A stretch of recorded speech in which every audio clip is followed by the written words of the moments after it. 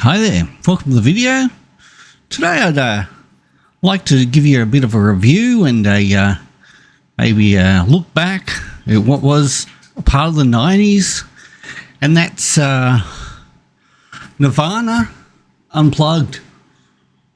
This was I remember when this album came out. I actually remember when the first time I ever saw Nirvana. It was at I believe it was an MTV Music Awards, and they were. That's one of the first times I ever saw them perform.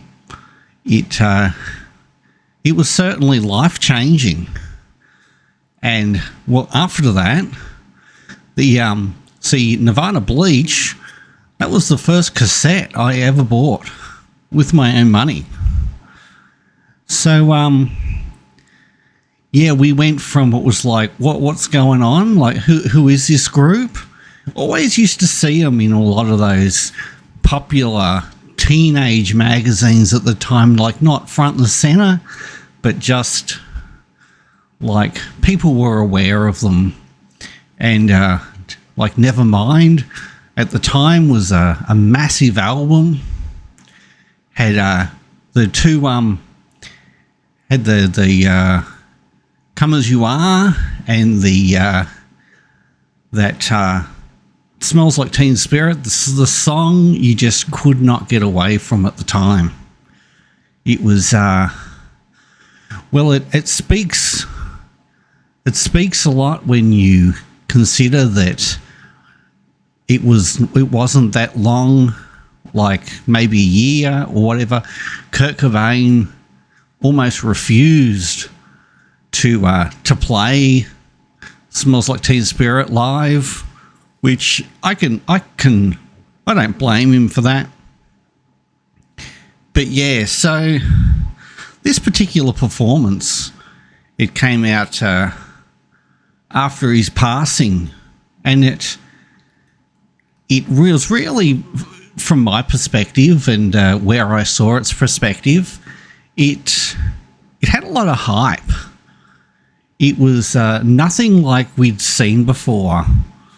A totally non-electrified sound. A band that was pretty hot at the time. And, well, I remember I watched it on the ABC in Australia. And on that particular broadcast, they had what was to be the edited version. So you didn't get all of the songs that were actually performed that night, but it was certainly, they say that in every generation there's a point where things change. Things to a certain generation are more important than others. And I believe this was it. This was the difference maker, especially to late Gen X. We had songs like About a Girl, which was the great hit from the debut album Bleach. Come As You Are. That was, of course, from Nevermind.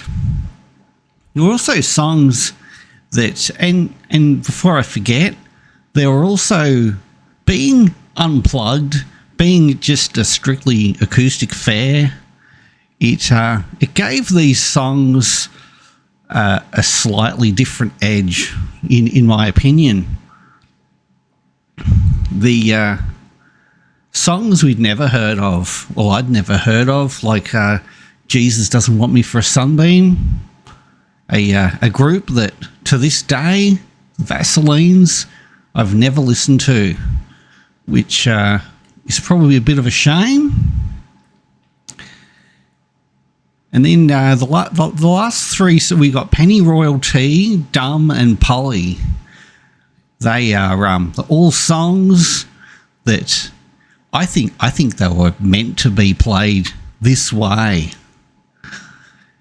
I've got, this, it's all really good to have like different versions, and you can do whatever you want. But I think these particular songs, I love the little kind of quip Kurt makes between Dumb and Polly, because he makes a bit of a joke that they're pretty much the same song with different lyrics. It's like, why are we playing these back to back? We should like not be doing that. And well, we'll go to the second side. So let's have a look at the. I probably did that too quick. We'll just hold it there for a bit longer. And so the second side, we got On a Plane, Something in the Way, and Something in the Way. So we'll just talk about them. They're almost, I love the progression that goes from the Penny Royalty, Dumb and Polly. It sort of has it's a really good in-between feeling. It really makes you, gets you in the groove, and I think it's stunning. Then we have Plateau and Oh Me, two songs that were originally songs from a band called the Meat Puppets, off an album called Meat Puppets 2. Now, I really enjoyed those. They're down and dirty and kind of a little bit heavy, and the way they play those acoustically is absolutely gold. Just like the Vaselines. I never really got into the Meat Puppets. I suppose it's only 30 years later. I guess I should at least try to listen to the Meat Puppets. We might do that, and I might tell you what my thoughts are about that. Only 30 years too late. Lake of Fire. I think it's a nice builder. It always loved Lake of Fire. It's one of my favorites on the album. That it's one of the I'd say it's the standout track, not because each and every song are pretty level pegging. And then All Apologies, which is it's almost it's a slower number, I guess, Lake of Fire. So I like how everything about this is very mid-tempo. It's really, for me, I think it's a chill album. And ends off with the Lead Belly song, Where Did You Sleep Last Night? I love at the start when he gives a story about how he wanted to buy Lead Belly's guitar and he couldn't afford it. I believe it was like $500,000. And he even approached David Geffen, the owner, manager, Geffen Records, and he couldn't get the funds. But it's a really good song. It's a great way to end the whole show. And I would, if you haven't heard this, I would definitely recommend streaming it, and even better, buying it. Maybe on vinyl, maybe on CD, or if you want, maybe even cassette. Some people buy cassettes. I haven't bought a cassette for a bit over 25 years. I found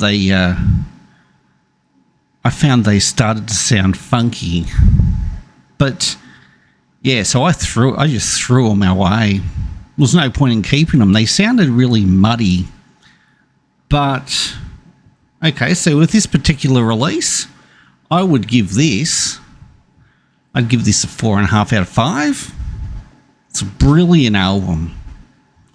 And I'd like to thank you for watching the video. Consider giving it a like and a subscribe. The channel a subscription and the video a like. and I'll look forward to seeing you in the next video. Thanks for watching, and I'll see you next time. Bye.